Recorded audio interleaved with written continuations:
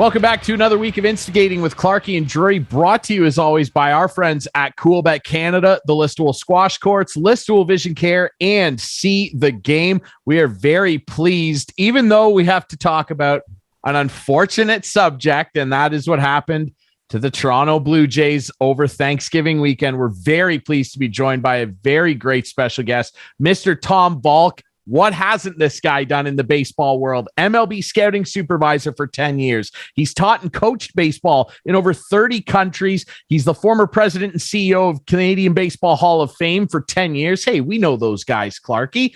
He was the TV analyst for the Montreal Expos in their final season of 2004, which we definitely need to talk about. He is currently the GM of the Calgary Cannons AAA team from 1996 back in the day, and he's been working in the industry for over 32 years. Tom Valcke, what a resume, sir. Welcome to the show. Well, nothing I've done overtook the intensity when my kids were young and we played in the Western Ontario Baseball League. And I'll tell you, Listowel knows how to coach young kids. They had really good young teams. We caught up to them when we got into the teens, but man, when they were young, I don't know who was coaching them or what they were drinking, but what kind of water, but they were good young ball players in Listowel.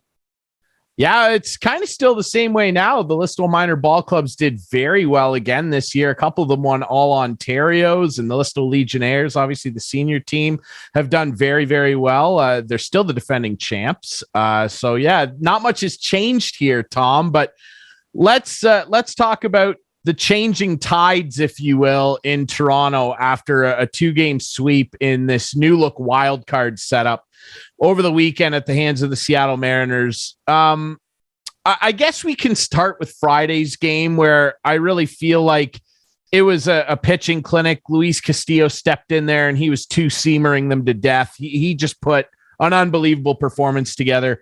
What did you make of Friday's game, where the Jays bats just really fell silent against a really good arm, to be fair? Yeah, there's no denying that it was one of those days where we're up against a guy pitching like as good as anybody can. He threw two middle pitches all game. That means like splitting the plate this way and splitting the height of the strike zone in the middle. And he threw two pitches down Broadway all game long. And his fastball was about 98. It was sailing in on hitters as much as 8-10 inches, and he had a little slider or cutter or something like that, and he was really tough. There's no doubt you can't win a game when you don't score a run. I felt Manoah was up to that task, but this is one of the things that I think we can say without trying to grasp at positives, but I think we can say that Manoah will have learned something from that playoff game. He has stepped up so many times in so many ways. Think of that first game he ever pitched in Yankee Stadium. I was hoping and expecting a performance along those lines in the playoffs because he just seems to answer the bell whenever he's called upon. But, I mean, he made three big mistakes. The home run he gave up to Cal Raleigh, you could see the target held by who was catching. It must have been Kirk. And Kirk was high on the inside, and the pitch went high at the top of the strike zone. It might even have been a ball, but it was right down the middle of the plate, and Raleigh hit that for a home run. So that was a pretty big execution mistake. The pitch was a good call. The execution was cost him 2 runs. And the other 2 pitches that Alex threw that really were the only other things he did wrong was hitting the leadoff hitter, Julio Rodriguez, not once but twice. And if you look at the scorebook, he scored on both of those times he reached base by being hit by an Alex Manoah pitch. So it was just Manoah trying to throw too hard. It was, I'm sure, the adrenaline. He's 23. It's very excusable. He pitched, he put up 4 or 5 zeros after that. I'm sure he'll be better next time we get in the playoffs. But I'm sure it's something he will learn from this is you don't have to rear back and just throw it as hard as you can, because then you're using your strength. What I say to hitters is don't use your strength to be strong. Use your strength to make quickness of the bat head. Same thing with a pitcher.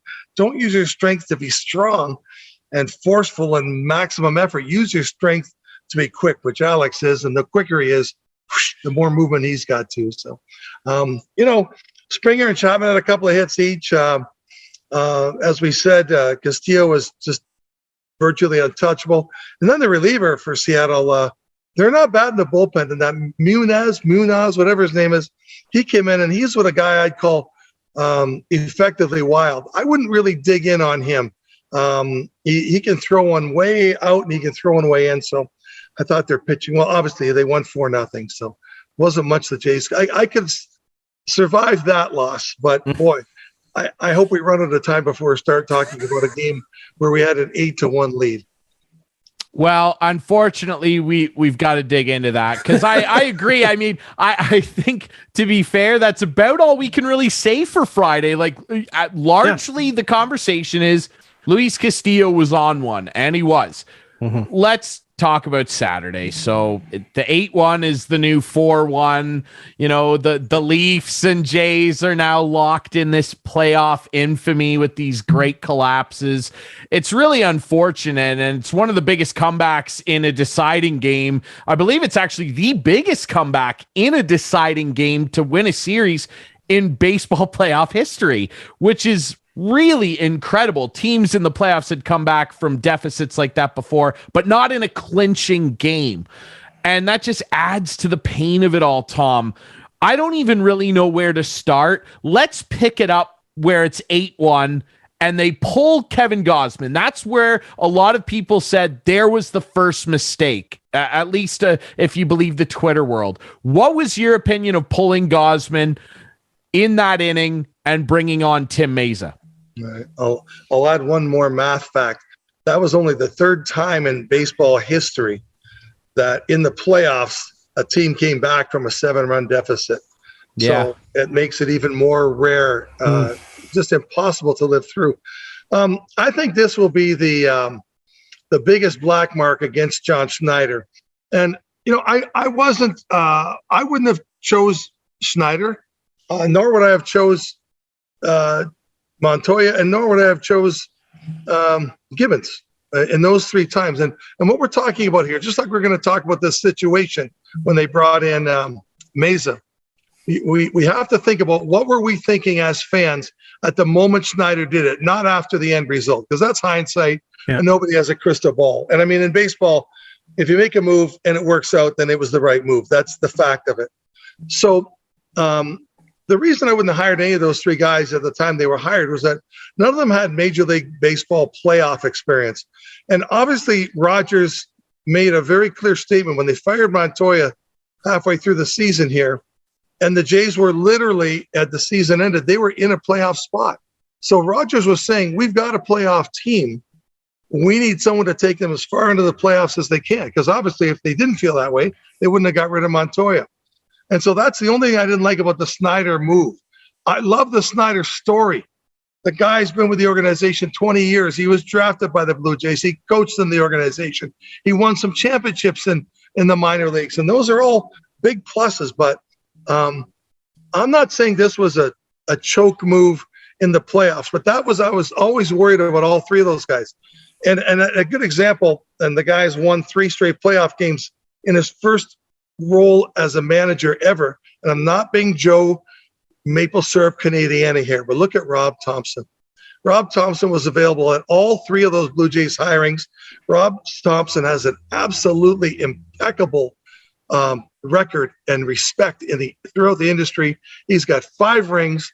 He's managed, coached, bench coach, third base coach, everything you can do. Ran the Yankees spring training, what everybody did every single day for 30 years. And the Yankees discarded him even. And then Philly took him as a bench coach. And then when Rob Thompson brought Girardi over to Phillies to be the head coach, because Rob's just a humble guy and says, oh, my time will come when it comes. And finally he got the opportunity. And I've never understood why they wouldn't have taken a guy like that who you would think would want to manage Toronto. But anyway, back to this 8-1 situation. This is where Schneider is going to get really bombed. And I feel at the time I was okay with the move. And that's anyone I watch games with or have these talks with, I always say, I don't care what you think about now. What were you thinking at the moment? And if you were thinking Schneider was wrong, then hats off to you. You have the right to challenge what he did. I mean, the stat that came out that kind of got by me in the moment was that who hit it? Castillo?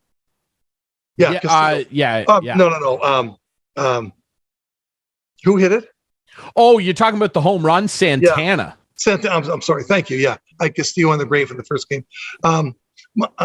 Santana had they said on the game that Santana had hit 16 homers from the left side of the plate and only 3 from the right side of the plate.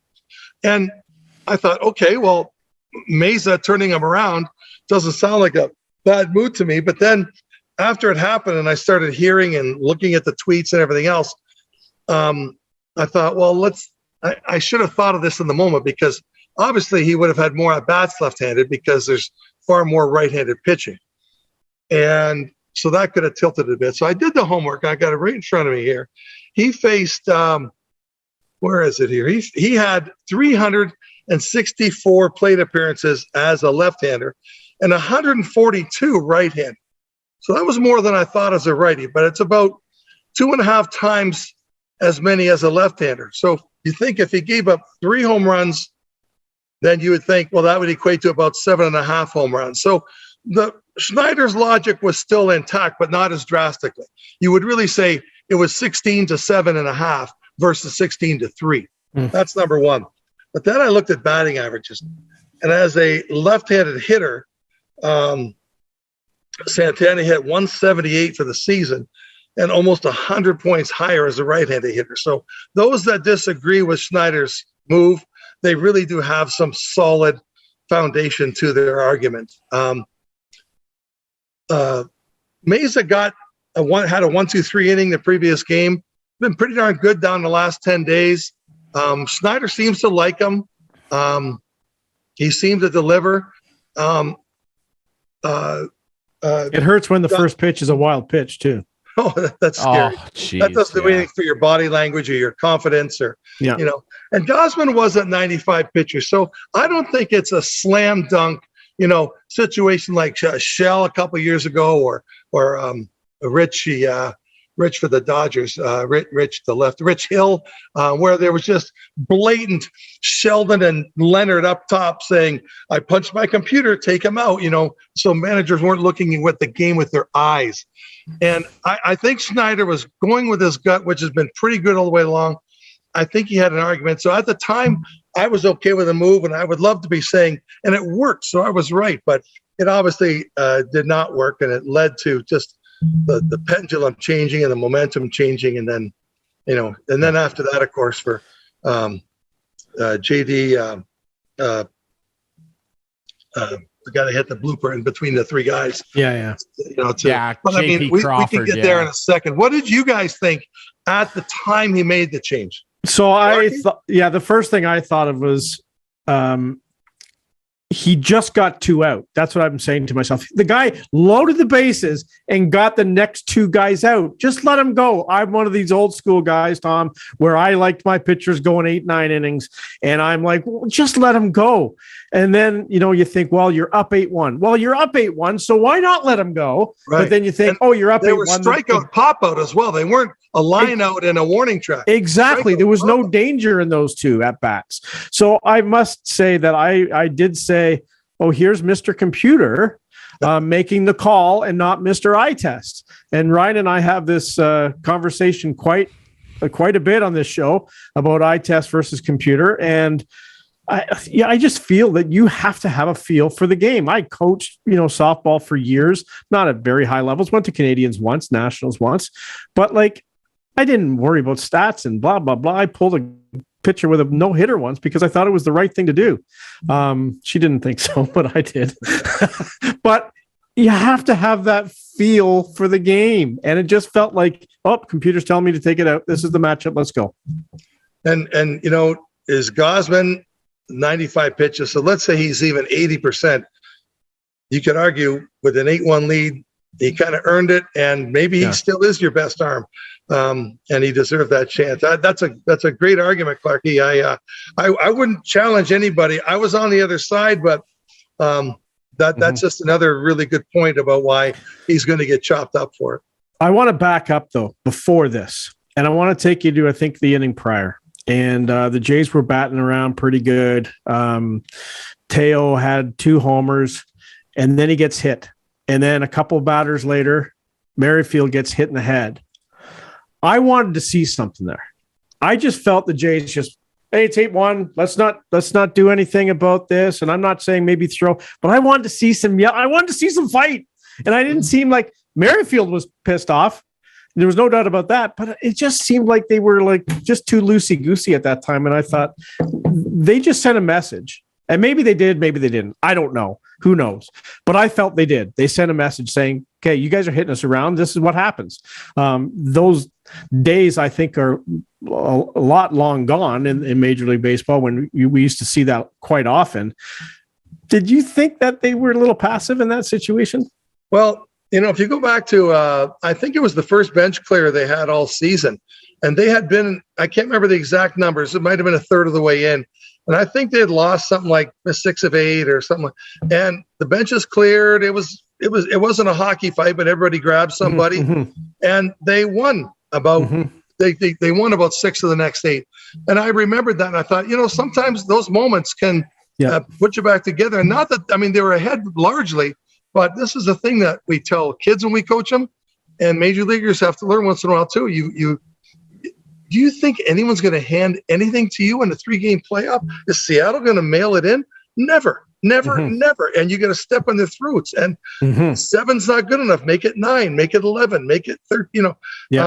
So, and that might have been part of that. If they got up and stood up to them, ran off the bench, maybe hit somebody if the big lead was retained to give that back to them. Yeah, get them sidetracked. There was no warning sent. No. You could have thrown inside or knocked someone in the hip, not in the head, but nothing happened. Yeah, you get hit in the head with a Major League Baseball pitch that could end your career. I never had guys even. I'm not coaching the major leagues, of course, but even in minor leagues and in college, I mandate that the pitcher hit the guy in the numbers, never in the head, never in the knees, right in the middle of the back. That's it. And you get one try. If you miss it and you want to do it again, too bad. You blew it. You get one try. So it has to be a pitcher that can locate it. And you hit a guy in the head, even if you didn't try to, that should be answered in some way. Yeah. I agree. And I think the biggest problem, the aspect of it all that I had the biggest problem with Clarkey was that, when Castillo hits Teo, and we're talking about the reliever Castillo, obviously not Luis, and he's a big boy. Like that guy throws 99. He's a legit power he threw behind him. He throws behind him and then clips Merrifield in the head, a veteran guy that this team added to try and add some playoff gumption and experience, obviously a World Series winner, into this lineup, and no one ran out to do anything. And I think Witt kind of maybe wanted to, but then he maybe saw the bench and didn't want to maybe lose control of the game. But I think that they should have. And honestly, I was kind of disappointed in the umpire too. I thought Castillo should have been thrown out. Like what? Okay, wild coincidence that you hit the guy that just smoked 2 home runs against the team, but then you ding a guy in the head. Like I can't believe he was allowed to stay in the game. And if I was John Schneider, I would have been on the top step screaming for him to be thrown out, because you just hit 2 of my veteran hitters in a do or die playoff game. Like, I don't think so. I had a bit of a problem with that as well. Let's move forward now. Tim Meza gives up a couple runs. We're still in good shape. It's 8-5. And then Danny Jansen comes up to the plate in the 7th and knocks in another one. It's 9-5. We're starting to breathe a little bit again. And then obviously this is all leading to a play that I think is going to live in infamy in Jay's lore until they win another World Series. And obviously it's the JP Crawford pop-up into shallow center, and Bo Bichette and George Springer are careening toward disaster. And that's exactly what happens. Just give me your honest take of this. Tom, you've been coaching this game at such a high level for a really, really long time. In my amateur estimation of things, I don't feel that Bo Bichette should have been going for that ball. In the very least, I feel like he should have backed off. I feel like he should have left that for Springer to get. What went wrong on this play, and what did you make of it?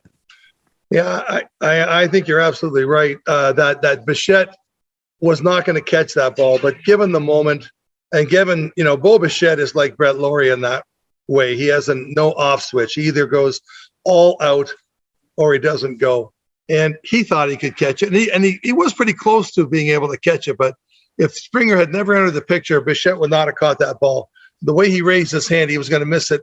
Well, he did miss it by about 1.5 feet. And where he raised his hand thinking the ball was not affected by Springer. But Springer, when he dove, all he was doing was diving to avoid Bichette. Yeah. And try to save his brother, his teammate, and a guy who obviously thought he could have caught the ball. If you take Bichette out of that picture, Springer catches that ball all day long. The more I watched the repeats of it, Springer would have probably had to dive, but he would have caught that ball. And but I think just with it, there's no sense calling it because the noise would have been impossible to hear. They're both two guys that are going to just eat dirt to catch that ball at that time. And all you could do is hope, first of all, they weren't going to really seriously injure each other's heads because you could tell they were destined for a collision. And so Springer's dive, he's nowhere near the ball with his glove outstretched, but that's because you could see he made a left dive because he could see that Bichette was coming right at him, right at the ball. And he said, well, I guess in that milliseconds, those players can think that fast. And you can see he clearly dove to the left, still got injured, and no one caught the ball. I mean, it's like, did you guys feel like a 1 meter any way that ball would have been caught? It was like the one place. It was so devastating, not just losing 8-1, but to lose it that way. Oh my God, it was so sad. And then I remember feeling like this last year, the same thing, when they didn't make it. I haven't seen anything in 2 days. I don't want to watch anything. I've become such a Blue Jays fan, and they let me down during the season. I mean, when you love someone, then their little hurts are big hurts, right? And this was just. I listened today because again, we've got Canadian in it. We got Thompson with the Phillies. We got Alex Anthopoulos with the Braves. We got Brad. What's the Brash? Is it Matt Brash on the Brash with the Mariners? Yeah, reliever. We've got we got 3 on Cleveland. Josh Naylor, his brother Bo, is on the playoff roster. He's a catcher. Never had a hit in his 8 at bats in the major leagues, but Tristan McKenzie. And who's the third? Tristan McKenzie as well. On Cincy? Their pitcher. For the Guardians. Yep. So. I mean, there's plenty of good content there for sure. And, for Canadians to pay attention Quantrill to. started. Cal Quantrill? Yeah, he started the game that's on right now. I think I heard he was ahead. At the end of our practice, I was practicing with the University of Fraser Valley Cascades team, and at 4:00, I said, "Okay, I'm ready to listen now. How did the Phillies wind up doing?" And because now I'll start to care again a bit. But I needed a 2-day, I don't know. Lens. Yeah. I hear you. Yeah. We talked about Schneider earlier, and I want to get in a little bit more of this. How do you think he worked the bullpen overall? Like, Garcia, who has been a setup guy, like I remember the days, I'm going to go back and date myself again. Dwayne Ward pitched the 8th and Henke pitched the 9th. It just seemed like Romano coming out in the 8th, needing 6 outs. It just felt to me that he forgot to manage in this game. He just forgot. He just couldn't figure it out. Couldn't pull the right strings. Yeah. I mean, Bass is, I think he faced 3 hitters and gave up 3 hits. So that was not to be expected because he was going well too. I like the way that Schneider was handling the bullpen and far and away. Everyone will remember the move against the Yankees when he did everything so correctly, where he brought in Meza, but the first thing he did was take out whoever was in, Simba or whatever. And then he brought in Meza, and then he called the 4-pitch walk on Judge so that would be one of Meza's 3 hitters because he's mandated to face 3. So he was on his game. Like he was thinking things through at that point. And then, of course, Meza gets the ground out. Therefore, the move was right. But the brilliant move to me where I really got on the John Schneider train was the inning before that. I loved it when he brought out Jordan Romano to pitch the ninth inning, even though the score was tied 2-2, and it wasn't a save situation, which these guys fall into that trap. That is purely a scorekeeping thing. Who cares how many saves Jordan Romano gets? We're there to win games. It's like the 2-strike rule. And I was a guy that knows a lot about strikeouts as a hitter. And if the catcher doesn't receive it, then you get to try to run to first base. Have you guys ever made that run down 90 feet? It's the worst run of a lifetime. It's embarrassing. The run of shame. It is. It is. He did his job. He got me out. Now I got to run and beg for another, and that's purely because of scorekeeping, because the catcher needs to receive it to record and saves are purely, whoever made up what a save is a scorekeeper. But he brought him in to pitch the ninth, and Romano went bang, bang, bang, 3 strikeouts. But more importantly, he got him to the 10th inning. And then if you win it at the bottom of the ninth, the game's over anyway. There's no save to be had. But Romano, the best pitcher available at that time, got them to the 10th inning. And I thought, I love that Schneider did that. So no, I think I'd give him I'd probably give him maybe an A+ for his managing the bullpen for the last part of the season. He really seemed to make the right moves, and of course they worked out to be the right moves. You can't say it without adding that. But that's really interesting, though. Your second call there about giving Romano 6 outs, because he'd given him 4. Now, was it a case of just, I got to get out of this jam, and if it takes Romano, it takes Romano, and I'll worry about the ninth when I get to the ninth? Or was he really thinking 6 outs, 6 outs? I don't know. That's he'll have to answer those things to himself. He'll be better for it, but this goes totally on point to why, even if they would have got Madden to manage them for the last half of the season, just to get a guy who's been in the playoffs, because that's obviously what Rogers wanted, was more than just making the playoffs, because Montoya had him at the playoff mark. So but hey, I'm all like Schneider and Montoya and Gibbons. I wish they lived next to me, and across the street. I've only met each of them briefly, but they're the nicest guys ever. So I love them as people. I just don't love them for that team at the times they were given that team. That's all. Oh, he is the interim manager still. I guess the Jays have to go through a due diligence process to pick their next manager. Would you hire him, or would you hire someone else? I think I'd hire him. You were running the team. I think I'd hire him. I'm disappointed, like I said, when they hired him. Yeah. Given that he's got a couple games in the playoffs, that's not going to make or break him. But he has won championships in the minors. He seems to have a very much respect by the players. I like the fact that he went up and down Vladdy after dogging it on that home run ball that hit the. Yeah. He'll go sit one-on-one and tell them the way it is. They may not like it, but I think they respect him. I'd probably hire him, because I think he did much better than I anticipated he would. And now, he made those 2 mistakes that are very arguable that he shouldn't have made. I think I would have done what he did. So I guess if it's my opinion, that I keep him. Okay. And now I want to go back. And Ryan and I had this conversation trade deadline day, and we both gave them a below average grade, that we didn't feel they did the job. I think I gave them a C+, Clark. Yeah, I think you were a little more generous than I was, but the management team, we felt, didn't do enough to put this team over the hump. Who knows, right? At the end of the day, it didn't work out. I just have this bee in my bonnet over Alex Anthopoulos leaving and having these 2 guys come in. And Alex Anthopoulos has been very successful since he left here and brought them to, the ALCS. I think it was when he was here last, him and Beeston. It just still ticks me off. And I don't know if these guys are going to last. They keep bringing them to the playoffs. I guess they're getting close. They have a successful team, but can these guys get them over the hump? Based on a lot of players that Alex Anthopoulos brought to the organization.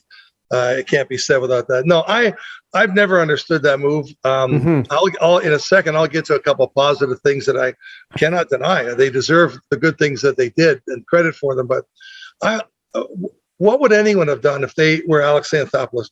You just think for a second, if Anthopoulos emerged in Arizona, a bilingual Canadian, and he had the same success in Toronto, but in Arizona or San Diego, wherever. You don't think Rogers would have been climbing to mountaintops to get him in the? brought him into the flow. Mm-hmm. They nurtured him. They allowed him to make not many mistakes, but they allowed him to grow into the executive of the year in 2015. And what does Anthopoulos see? He sees the guy who is the most revered person. I think Beeston is revered even more, certainly than Ted Rogers, and even more than Pat Gillick. Beeston is loved by everybody. And how did they treat him? How did Rogers treat him? They wanted to get rid of him.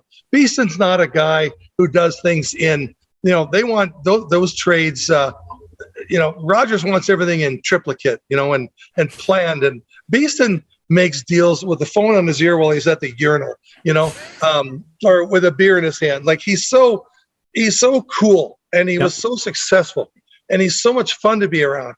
Mm-hmm. But he's not Rogers material, so they have every right to get rid of him. But calling people behind his back who they're so stupid that they don't even know that these are two of his best friends, John Henry from the Red Sox and the owner of the White Sox.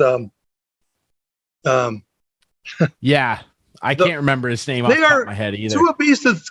So what do you think they did? They called Beeston and said, "Do you know they're shopping you? Like what an idiot move for $1 billion communications company. Maybe you would want to find out before you make that call if Beeston had any ties with those two guys." Yeah. And then secondly, going back in time, and Chris, I can tell you're not over it, and obviously I'm not quite over it either. Who decided that Cleveland is the be-all, end-all? Yeah. The Blue Jays have won 2 World Series, less in the past, more recently than Cleveland has. So what made them the geniuses, the template for success? Yeah. I do wonder if, and I'm glad you brought that up. And it was Jerry Reinsdorf, by the way, the owner of the White Sox. Yes, thank you. I do wonder if they targeted those two guys because of where Toronto was with an older lineup at that point, and they saw their draft record and Cleveland's ability to crank out really good players, which they continue to do, by the way. They're the youngest team in the playoffs. They're one of the youngest teams in the league, and they look like they're going to be scary for a long time if the ownership invests properly. And so I think that was attractive to Toronto ownership, where they thought these two guys can bring us through a rebuild, get young talent in, and fine, they've done that. What I struggle with, though, is I think that those two guys, Mark Shapiro and Ross Atkins, are too married to that mentality that they were basically almost forced to have running Cleveland, because Cleveland is a notoriously cheap team, and they constantly had to watch big free agents and big players leave that organization. And so they always had to go, okay, where's the next kid coming from? Where's the next guy that we can find? Whereas with the Jays, they're the third richest ownership group in Major League Baseball. They should not be worrying about stuff like that. And that was my problem with their trade deadline, Tom. And Clarkey, you know this too. Don't hold on to all these prospects just to say, look at our farm system. This team's supposed to win now. I don't care that Ricky Tiedemann might pitch for the Jays in 5 years. I couldn't care less. I want to still be playing games. And we talked about Castillo. All these guys. We talked about Seattle getting Castillo. The reason that the Jays didn't get Castillo is because they didn't want to give up Gabriel Moreno. Great. How did he do? I think Gabriel Moreno is an incredible prospect. Sure. You have Danny Jansen and Alejandro Kirk. I don't care that you've got this incredible catcher. I agree. You've got to. We're supposed to be winning now. And I think that they're so reticent to give up any high-level prospects that they go, oh, well, but if we give him up, we'll have our cupboards bare. Who cares? Alex Anthopoulos went all in. Win. And didn't win. He didn't win the World Series, but everybody here still holds him in unbelievably high regard because they went, you know what? That guy went for it.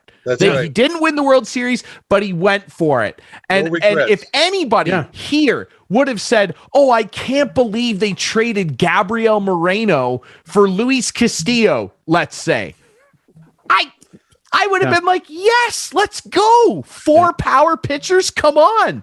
Yeah. And that's my problem with those two guys, Tom. I don't know what your thoughts are. No, I mean, they've made, I'll give them credit. Like, when they signed Ryu, and again, he's Tommy Johning right now. He's slowed down. He's not looking so good. But again, back to the time they did it, I love that they got him. How about getting Springer? Straight after the who was the Yankees guy that won the batting title the year before? Lockyer. Oh, DJ LeMahieu. LeMahieu, thank you. Sorry. I watched that scenario and I'm thinking he is using the Jays and these suckers. And I was thinking about Atkins and Shapiro are actually believing he's going to come to Toronto. Of course, he used them in my mind to get more salary from New York, and he signed. And I thought, you two got duped. And then they signed Springer, and I thought Springer was doing the same thing. So I was wrong. They got him, and hats off to them for doing that one. They did, the Barrios. You can't blame them. He had pitched consistently for 7 years, and I think he's going to come back and make things maybe a little tighter in his windup and things to get back to a kind of a 13-9 guy in the future and get him what they want. Gosman obviously had a fantastic year, and so I don't say they've failed at everything, but the stuff that's really anchors me with them is even when they come on, what's the first thing they did? They raised ticket prices. The Jays and then of course Shapiro says, this is the beauty. He said this in an interview, and it was one of the first times I heard him speak, so I didn't like him off the bat. He says, well, the fans kept saying to us after 16 or whenever they came in that they had a playoff contender. So, they were saying it. We didn't want to make them mad, so we didn't make trades then. Yeah. Bullshit. Since when do you listen to fans about whether you trade people or not? And then you go raising tickets. Did you ask the fans, how do you feel about raising tickets? Yeah, exactly. I don't know how he even let that come out, because he's intelligent. He's been around. And then the same guy, Shapiro, said, what was the other classic? I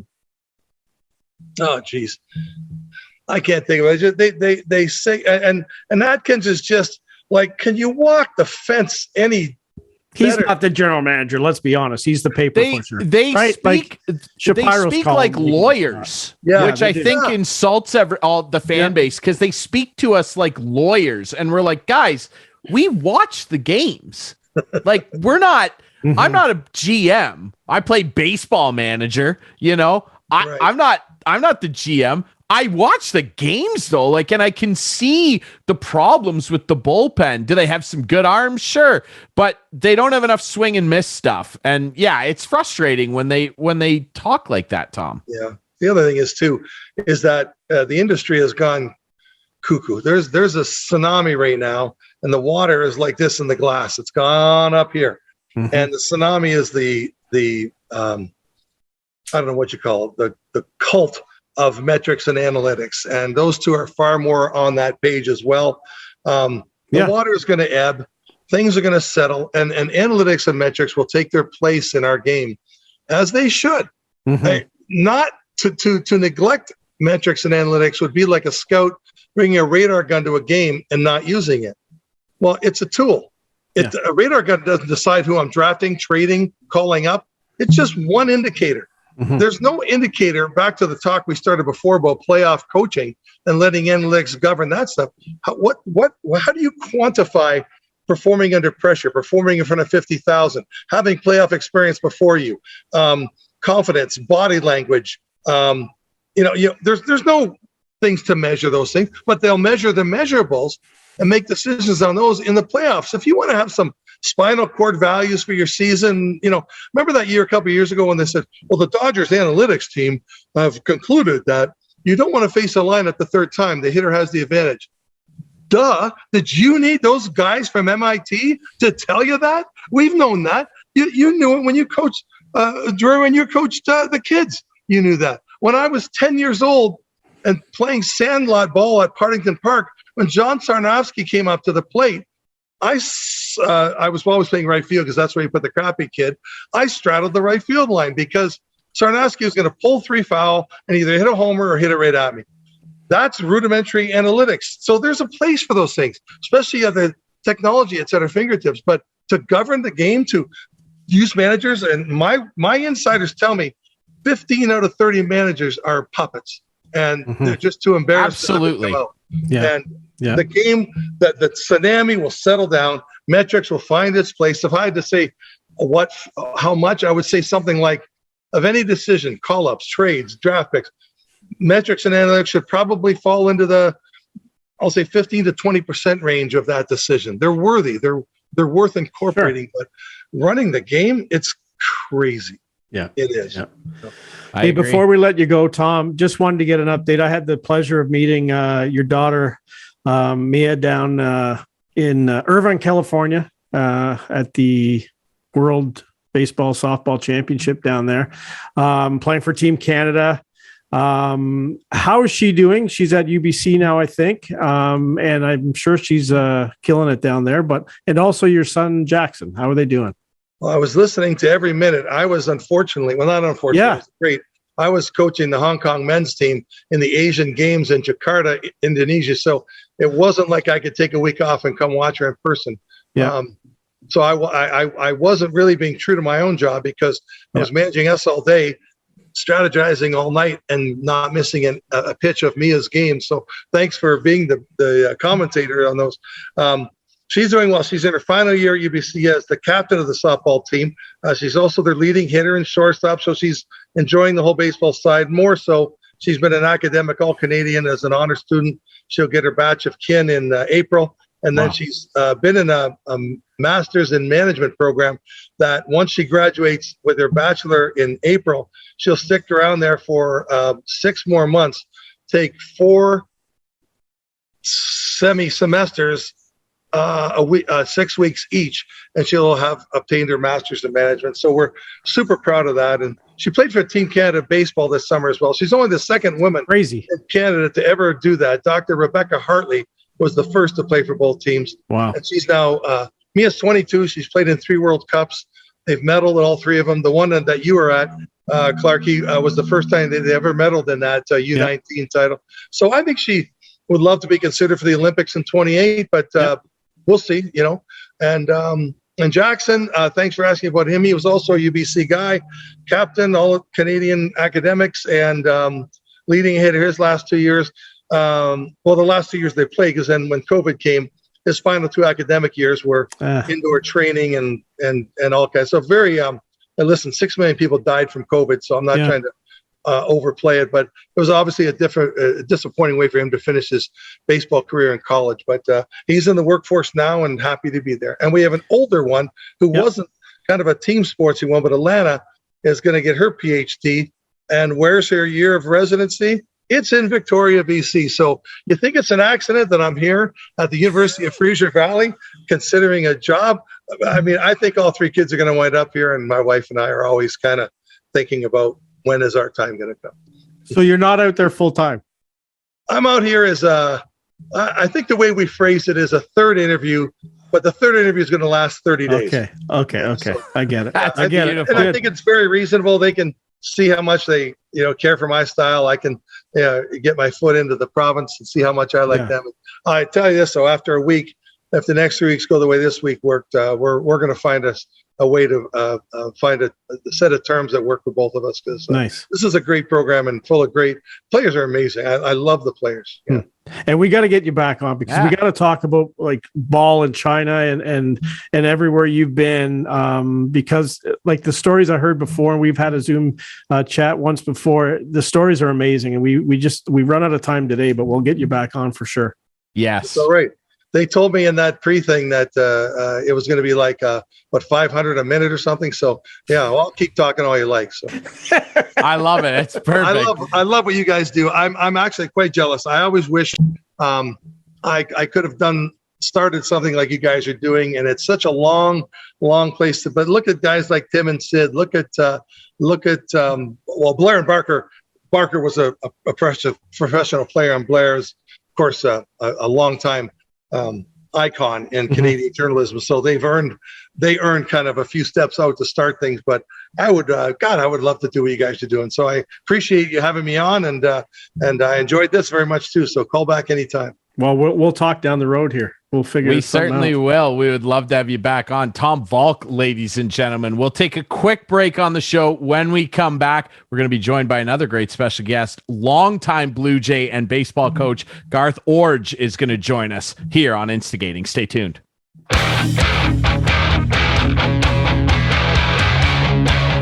Back here on Instigating with Clarkey and Drury as we continue to dissect what went wrong for the Toronto Blue Jays in that wild card series. Ryan Drury alongside Clarkey. Very pleased to be joined by longtime Blue Jay, Garth Iorg. Garth, we really appreciate you joining us. Welcome to the show. Thanks for doing this. Oh, my pleasure. This is fun. Well, it's more fun than what happened to the Jays on the weekend. It's great to have you on the show, but my goodness, I mean, we've talked a bit about it, but what in your estimation, I mean, if there's blame to go around, whenever a loss like this happens, everybody wants to play the blame game. If there is somewhere that you would place a hefty amount of it, and there, you know, you don't necessarily have to, but if there was an area maybe that stuck out to you, what would that maybe be? I don't know. I hate that blame stuff. I think it's worthless. You know, I think that, you know, in 2 games, you know, a lot of things can happen in 2 games. I mean, they didn't get any breaks, you know, just everything went there wrong. You know, the collision between Bichette and, you know, the center fielder was brutal, but, you know, it's, you know, those things happen during the season and nobody really, I don't know, focuses on it. But in a short series where it's moving on to the next round, it's critical. You know, when we were sitting here waiting for you to come on, Garth, I was thinking that you were part of, I don't want to say, well, it was a collapse, I guess, 1987. You guys were rolling along, 3.5 games up, a week left, lost the last 7 games of the season. The Tigers overtook you. Take us back to that time. And how do you think that played out and why that played out? We haven't had a chance to talk about it for a long time. Well, I don't know. You know, we had some injuries. People, Tony got hurt. Yeah. You know, Ernie broke his elbow, right? Didn't he? Well, he got hit in the. Ernie broke a rib, and Tony got pummeled by. I can't remember who it was. Yeah, but anyway, he got rolled over at second base on a double play. Yeah, and you know, you take, especially Tony, not so much Ernie, but you take Tony out of that lineup. And it changed the whole dynamic of our lineup. Tony was easily, I know George Bell was the MVP of the league, but the person that we could least play without was probably Tony. I mean, he was, you know, in my opinion, he's one of the best shortstops I've ever seen in my life. So you lose the best defender, and then you lose a guy at the top of your lineup that, you know, can just flat hit. And so that was, so you get those 2 guys out of there. And then, I don't know, everybody else is going to try to pick it up. And, you know, we just didn't. And it seems like once that ball starts rolling, boy, it's hard to stop. Now, if that happened in the middle of the season, you lost 7, you know, in a row, then you I don't know, the pressure's not so much there. But at the end of a season like that, and like the Blue Jays in a 2-game series, it sure does mean a lot. You know, it's you know, catastrophic. Yeah. A lot of people are putting the blame on John Schneider for how he, you know, worked his bullpen, etc. But back in 87, you had Jimmy Williams. How did he react to the plight of the team at that point? Well, you know, I will say this, that when a team isn't hitting and we didn't score runs, our pitching was fabulous. Yeah. You know, our pitching was good. We just couldn't score runs, you know, and that, I mean, that's from, you know, 1 through 9. I mean, there wasn't a whole lot of offense going on. And that was, I don't know what a manager's supposed to do at that particular time, you know, but, you know, I mean, the coaching staff and Jimmy, they were a nervous wreck, you know, and there was a lot of pressure. Yeah, there were a lot of pressure. They were doing anything they could to get, you know, to figure out how we could get some offense going in on this team, you know, and George kind of quit hitting. Jesse quit hitting. Everybody was, Willie, myself, nobody was doing anything offensively. That's interesting, though, that you obviously sensed the nervousness in the coaching staff. Do you think that obviously trickled down? We're big boys. Yeah, for sure. But yeah, but no, I don't know. I think, like I said, when you replace Tony with Manny Lee, not that Manny was not a good player, but he's not Tony. So you replace those guys, and it was tough. It was just really, really tough. And so I think that guys may have tried too hard, and as a coach myself, when I coached in Toronto, and then I coached more in Milwaukee than I did in Toronto in the major leagues. But when you go through those skids, I remember in Milwaukee in 2014, we were in first place from day 1 to September 1st, and all of a sudden we fell apart. And as a coach, the GM's looking at you, he's mad at you. The manager's mad at everybody. The GM, the owner's mad at the GM. Nothing's going right. So the players, coaches get mad at the players, and it just, it can snowball in a hurry. What do you think? I hate the blame game. Yep, no, for sure. What do you think, though, the differences now between pitchers and like taking them out of the game so early, and it seems like it's all analytics as opposed to the eye tests that we call it? Like, Gausman seemed like he was rolling along. Yeah, he loaded the bases, gave up, then got 2 outs right away, and then they pulled him because the computer, I think, told them that. Like, I remember back in the day with your guys, Jimmy Key, Dave, those guys would pitch 9 innings all the time. They would, and it drives me nuts. I hate the way the game has gone. I'll just lay it out there. I can't stand. I don't even hardly watch anymore because they talk about pace of play. Well, quit taking pitchers out. Carry less pitchers. Make the people get through, and you carry people that.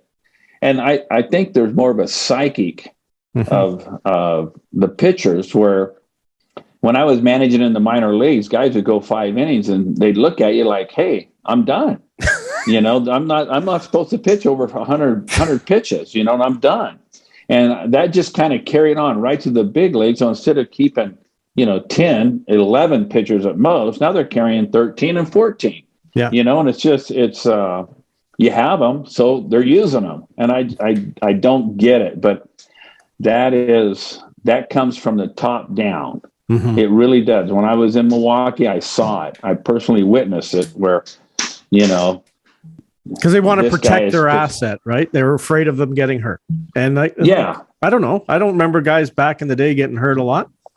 More guys get hurt now. Exactly. More guys get hurt now with, with masseuses and trainers and, more things than we ever thought of having. But I just don't think guys build themselves up like they used to. No, you're absolutely right. Yeah, it's a very different mentality as we chat with Garth Iorg, longtime Blue Jays player and longtime baseball coach. Garth, on that note, you kind of alluded to it, and it's the play that everybody is going to talk about for years to come. And you brought up losing your shortstop in that 87 season down the stretch.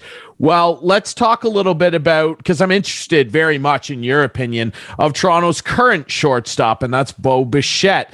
Now, we can talk endlessly about this. It's going to be a debate even more now over the offseason that rages.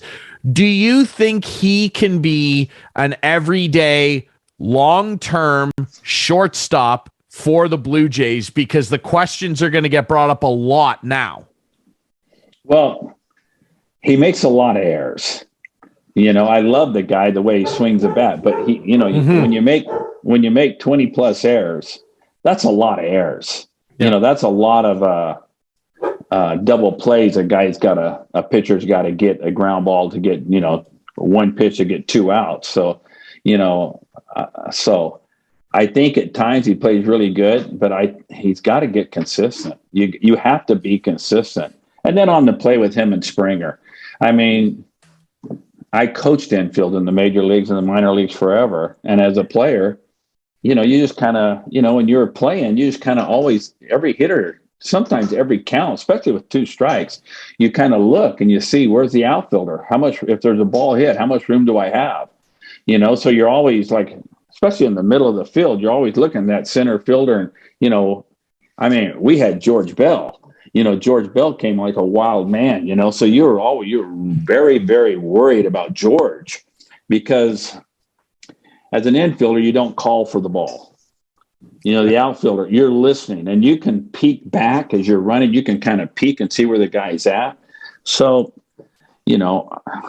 but then there's the effort, that Bo showed, just going after the ball so hard. I mean, he's trying to make a play, so it's hard to condemn anybody for trying to make a play, but there's intellect involved in playing as well. You just don't go out there crazy, but you're always, you take all this information in, and then you make a good decision. And so I guess that's where I would leave it. I can't get in Bo's head and see what he saw, but and then an infielder dives low, an outfielder is supposed to dive high and go high. And so there's all kinds of things, that you work on during spring training about preventing collisions and, not letting that ball get by the center fielder. That is like, you just can't allow it to happen. Back when you were playing, if you saw the third baseman playing, let's say, little right of where the shortstop was playing, and the shortstop on the second base side of second base, would you still swing your normal swing, or will you try to get a base? That's the other thing that bugs me. Like, these guys are just trying to hit home runs or whatever all the time. And I don't know, I don't understand it.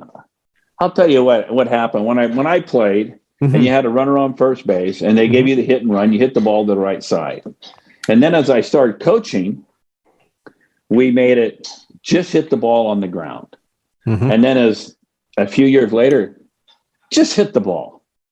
We don't care where it goes. We don't care if it's a line drive. We don't care whatever it is. And now it's like, when I was in Milwaukee coaching, we had Lyle Overbay, and my last year we had Lyle. Lyle was having a good year for us. And, my goodness, the left fielder was playing, next to the center, where the center fielder was playing, and there was nobody on the left side of the field. And Lyle, for his life, I'd take him out early and throw him, said, Lyle, can you just hit a play pepper, and it's a double, it's a ground ball double. He couldn't do it. Guys just can't do it. It's just so foreign to me that this is allowed to go on, that there's no accountability. There's no coaching. There's no, I don't know. It's just so, and now they changed the rule to help the player. When I did all the positioning when in Milwaukee, and, we were, I would put guys over because I knew this guy would never, ever try to hit the ball. We were the first team ever to put the second baseman, on the shortstop side. That never happened. But there were guys who were in the league that, you look at their charts, they never hit a ball there. They just physically couldn't hit a ball there. And so it's just, I don't know. It's just, I don't have an answer for it. It's just so strange to me. Yeah, for sure. And do you agree with baseball changing the rule so you can't do the shift? No, I think it's terrible. Yeah. I think it's terrible. I think it's, to score more runs. I don't get it at all. I thought, I've heard people argue that, it's good, but no, it's not good. This isn't something new. They did it with Willie McCovey when he played for the San Francisco Giants. They did it with Ted Williams. Heck, they did it with Babe Ruth, why would you change something, like that? When it's so easily remedied where a guy could just hit the ball, the opposite way. It makes no sense to me. It bugs me so much. It bugs me so much when I see like a guy, they're down 1 run, bottom of the 9th, and no one's near third base. Like, just bunt, just get on base. Like, just let's. The other day I was watching the Phillies game, and Gene Segura was up with nobody out, runner on second base. Mm-hmm. And I know him. I had him in Milwaukee when he was a rookie. He's a good, great kid, great guy. And so I'm watching, and I said, I'm thinking, Gene will hit a ball to the second baseman.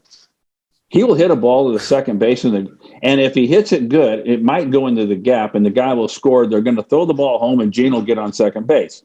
Well, he hits a hard ground ball to the second baseman, like I knew he would. The guy, second baseman, just happened to be right at him.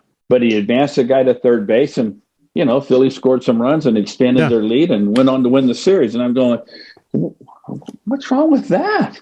Right. I mean, but you don't see that anymore. No, you don't it just see seems so selfish now. That's the impression I get. It's just so selfish.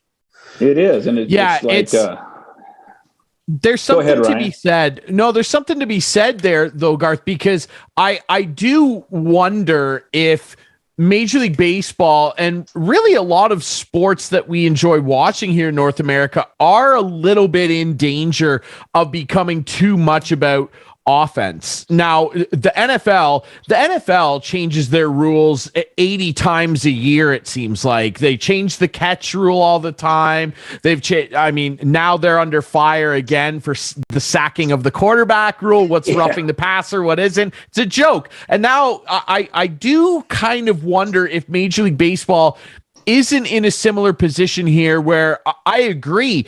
The shift is being limited in this new era of, we got to have more offense. We got to make the game more exciting, where I do kind of agree with your take that it is a bit of a lazy cop out on guys that just can't seem to understand how to hit all over the field.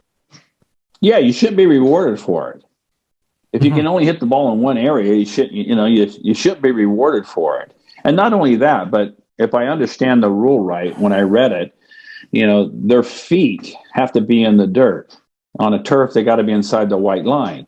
So you can't even go back as a second baseman to defend, when a power hitting left-hander's up, and I remember millions of times when Reggie Jackson, I was playing second base when Dama wasn't playing, and I go out and I'm 25, 30 feet past the line. I'd be out on the grass in Yankee Stadium or past the line in Exhibition Stadium out, and to cover ground. And it was just, I don't know. Now I think both feet have to be on the dirt or inside the white line. Yeah. So it's like, it's not only can't you shift, you can't move, and it's just, I don't know. It's just it's frustrating. Like I said before, it's, for a guy who played and who took pride in like being able to bunt, being able to hit the ball the other way, doing the little things. There's no spot for a guy like me anymore. There's no spot. I mean, that guy doesn't exist, and that's kind of that team guy that gets people in position where other guys can score. Yeah, and there's no spot for those guys, and it's I don't know. I don't enjoy the game like I did. And when I coached, my last year coaching in 2014, I was done. I just did not like it anymore. Interesting. Yeah. Well, there's something to be said for that, right? Because like there's so many changes now, and to bring it back around to the Jays on Friday, sure, they get lit up by a really good pitcher. Luis Castillo was incredible. Fine. He was awesome. I saw him. He was off the charts. He was really good. He might have the best two-seam fastball in Major League Baseball, but fine. Okay. So that's fine. But when the Jays, who to their credit finished first in a lot of offensive categories, and that's fine, but when it comes down to these clutch moments, the thing about the Jays is that they're either white hot or they've got a bunch of guys that are ice cold. And it's their approach that is really under the microscope right now. Vladdy in particular, he had an awful end of the season. His offensive numbers cratered after the All-Star game. Bo Bichette went the exact opposite way. And I wonder if what you said earlier about the coaching aspect of it maybe kind of comes into play here, because I feel like a lot of hitting coaches now will take guys, and it's not just on the Blue Jays, it's on other teams too, and go, great, you'll hit 30 home runs and hit 260, we're okay with that. Let's just accentuate what you're good at instead of trying to turn guys that have that power into all-around good hitters. What's your opinion on that? Well, it was funny because, I love Vladdy. I think he's one of the best hitters I've ever seen.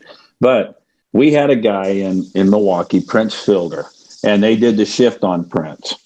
And so one day, me and Prince, I knew him since he was a baby because it was Cecil's son. Sure.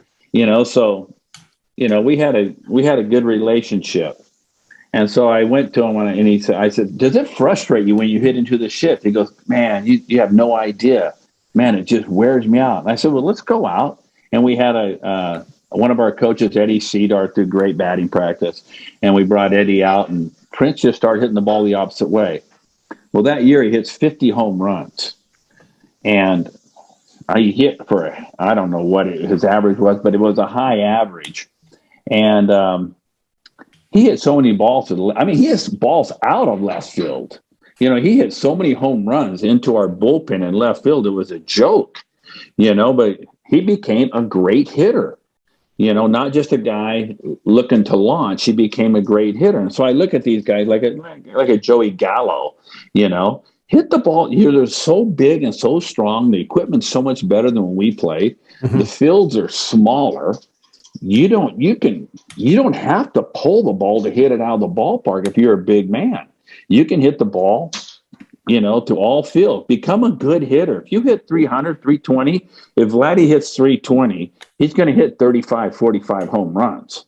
And he's going to have those years where it's like, my gosh, just say this guy's the best hitter in the game because he has that potential to be. Mm-hmm. He has the potential to be the best hitter in the game. He really does. He absolutely does, and that's kind of my point, I guess, and I'm glad you kind of validated that because he could be the best all-around hitter in the game and not just be a guy that pitchers have to be cautious about and say, as long as I don't hang a pizza upstairs, I'm probably going to be okay, because if he can get those balls low in the zone and get a double, if he can get those balls on the inside of his hands and leg out a single, all of a sudden the pitcher isn't worried about one area of the strike zone, mid, upper left. They got to worry about the whole picture. And if that ever happened for a guy like Vladdy, he could turn into a real freak. And he already is one. Like, we know he can bomb it, but he could really turn into a generationally special player here, couldn't he? Absolutely. You look at his numbers in the minor leagues and from where he came from and how he took off in the major leagues. This guy's, he's a superstar. Mm-hmm. He could end up being the best hitter ever for the Blue Jays. And we've had some good ones, mm-hmm. Carlos, mm-hmm. Delgado, George, Vladdy could be better than all of them easily. There's a lot of debate about the weight he carries. You played with guys, Cecil Fielder, you coached Prince Fielder. Do you think that is a hindrance to him having the extra weight? He did lose some this past season, and it seemed like it didn't help him. Well, I think he's a guy that's definitely got to stay in shape, mm-hmm. And it's not like, 6 weeks before spring training, I'm going to lose all this weight. Mm-hmm. It's a lifestyle that he's got to maintain. You see, I look at guys in the NFL, look at Tom Brady at 45, and it's a lifestyle. Yeah. He's got to get in that lifestyle. I don't care,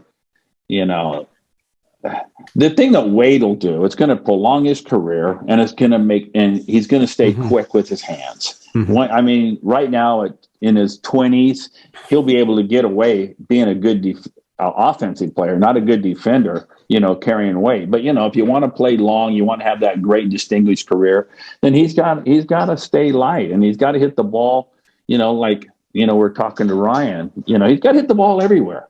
Mm-hmm. You got to, because he's a guy that, we've seen it. He can hit the ball out anywhere in the ballpark, he can hit a ball to right field like a left-handed pole hitter. Like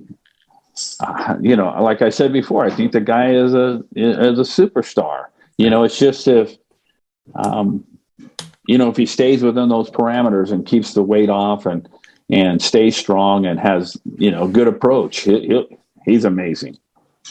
So maybe you're not going to do it against that Castillo guy, you know. Yeah. Not consistently, because he's really, really good. We know that. I guess maybe we should get Vladdy hooked up with Brady, get some avocado ice cream in the mix or something for him. We'll see. TB12, get on the program. Let's go.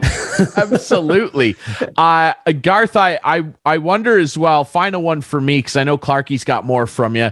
John Schneider, just your opinion on him. Is he the man to lead this team forward? Do you think he's earned a contract to be the manager into next year? Well, obviously I don't know all the inner workings of it, but on the outside looking in, I mean, they play hard for him. Mm-hmm. They play, and all you want to do is have guys play hard for you.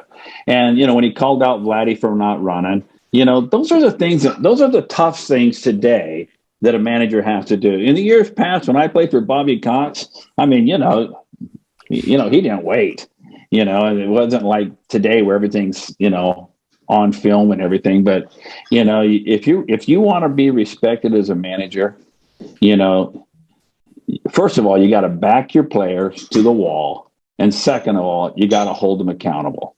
And the one time you don't hold somebody accountable, the 25th player on the team, you know, or the 26th now, you know, if those guys, they see that you treat, you know, these 5 guys different than the bottom 5 guys, then you got problems.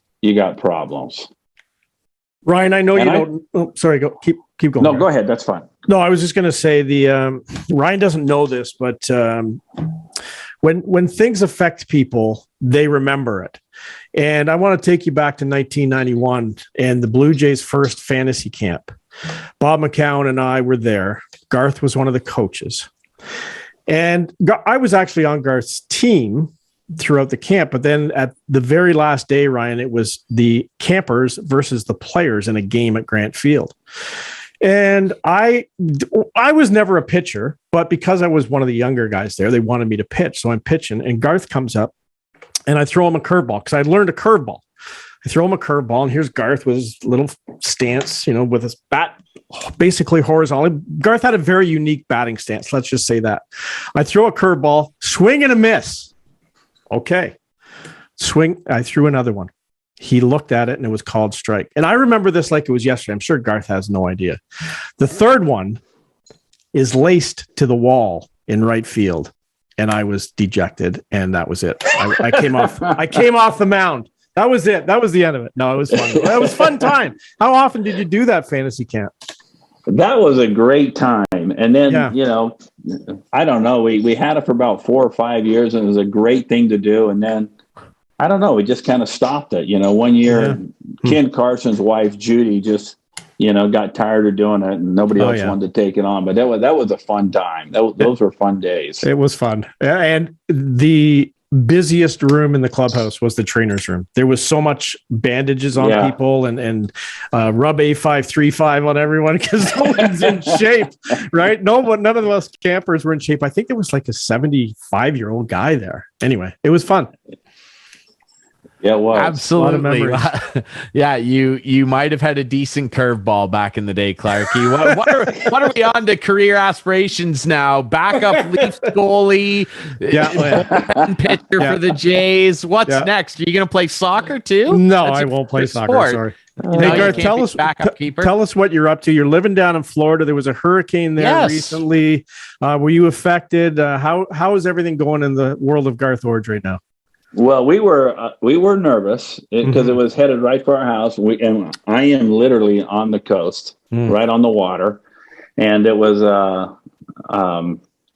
you know, we put everything we could put up, and you know, I have a couple of boats. We took the boats out of the water, and it was a little scary, a scary few days. And so then when it turned and went east and went below Tampa.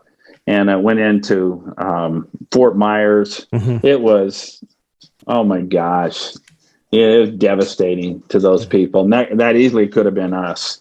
So, you know, I spent the last couple of days down there, you know, just cutting down trees, moving stuff, just helping people, trying to get along and, you know, trying to help them get their lives back in order. I mean, they're still without power. And power is such a weird thing because, you go to your house and you flip a switch or you turn the heat or air conditioning on it, and they don't have any. They don't have lights. And it's just like, and even the street lights, when you're driving down the street, there's no street lights. And all the stop signs and the markings on the street sign, they're gone. Those things are gone. There's boats and, 2 or 3 miles from the coast, just laying on the side. And so it's devastating. It's going to take a while yet for them to get it back, get their lives back. But so that's what I've been doing. And other than that, I'm retired. I fly fish and, nice. So it's a good time. Good. Well, it's good to hear. I mean, Garth, obviously, we commend you for trying to help out down there. Remember, there are a lot of relief efforts you can donate to if you want to help out with some of the hurricane recovery down in Florida, because it's, as Garth said, it's pretty widespread, and there are a lot of people that are in need of just some basic stuff. So please donate if you can. Garth, we really appreciate you doing this. Hopefully next year we can maybe bring you on and be celebrating a different outcome for our Blue Jays. There's going to be a lot of winning in the Blue Jays' future. There is. I'm glad you think so. I think so too. We'll get over the heartbreak of this year and we'll move forward. And hopefully we can have you back on and chat about happier outcomes. All right. Thanks for having me, guys. Garth Iorg, longtime Blue Jay and baseball coach. All right, that's it for the show this week, guys. Remember, you can watch us Friday nights at 8, Sunday nights at 9 with our friends on Whiteman TV. That's channel 6 for Whiteman subscribers. We debut on our YouTube channel every Friday night at 9. You can follow us all over social media on Instagram, Twitter, all of that stuff at Instigating Pod. We appreciate all our great sponsors and all of our great guests for coming on this week. Clarkey, closing thoughts from Mr. Clark? I think I've said it all. It was a disappointing end, and I loved having Garth Iorg on. 4-1? Right? Worse than 4-1 Boston? Worse for you? Yeah. No, sorry. No, it definitely not worse. Definitely, like, I realized on Saturday, I'm a way bigger Leaf fan than I am a Jays fan because it didn't affect me. I was like, oh, gosh. Oh, well, the good thing is the Leafs are no longer the laughingstock sport of Toronto. It's now the Blue Jays. So I'm waiting for the Maple Leafs to win the cup this year because they have handed the reins over to the Blue Jays. There you go. That's my closing thought. Curse being passed along like hot potato. The curse has been passed. I hope that's true for you. All right, that's it for us. We'll be back next week with more Instigating.